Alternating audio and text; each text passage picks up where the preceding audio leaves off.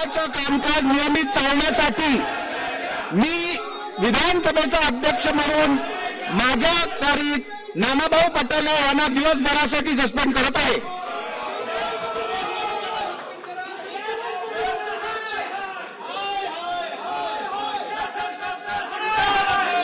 चला पुढे घ्या, पुढे घ्या।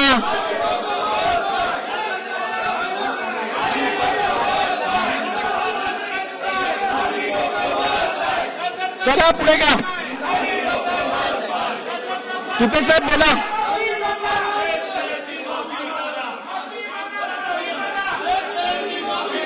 अध्यक्ष महोदय, मी आपल्या मार्फत अतिशय गंभीर आणि संवेदनशील विषयाकडे सभागृहाचं आदरणीय मुख्यमंत्र्यांचं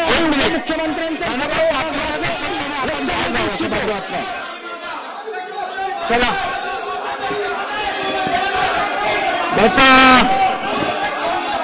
नानाभाऊ योग्य नाही। सभागृहाची बैठक 5 मिनिटांसाठी स्थगित केली जात आहे। हे चुकीचं आहे।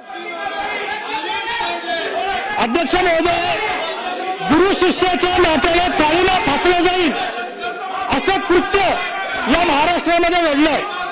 गुरु आणि शिष्याच्या नात्यावरचा विश्वास संपून जाईल अशा 5 मिनिटांसाठी स्थगित केली जात आहे।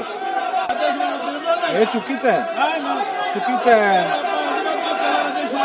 सभागृहाची बैठक 5 मिनिटांसाठी स्थगित केली जात आहे। हे चुकीचं आहे, चुकीचं आहे। दिवसभरासाठी निलंबन करण्यात आलेले आणि त्यानंतर पुन्हा एकदा 5 मिनिटांसाठी सभागृह स्थगित करण्यात आलेलं आहे।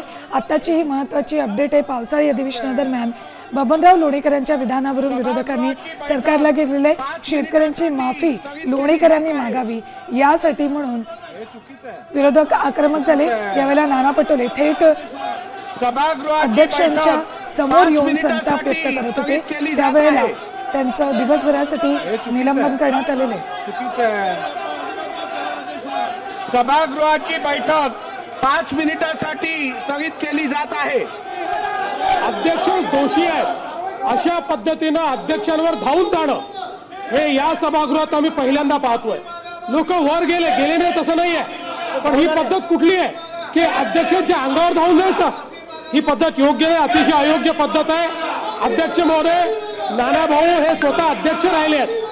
अध्यक्ष राहिलेल्या व्यक्तीने अशा प्रकारे अध्यक्षाच्या अंगावर धावून जाणं हे योग्य नाहीये। नानाभाऊंनी माफी मागितली पाहिजे असं माझं मत आहे।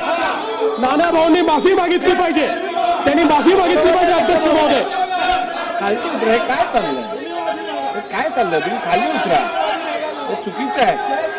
तुम्ही खाली बसा।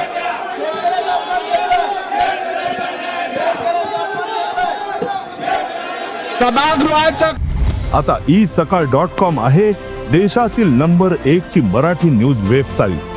प्रत्येक अपडेटसाठी isakal.com ला नक्की भेट द्या।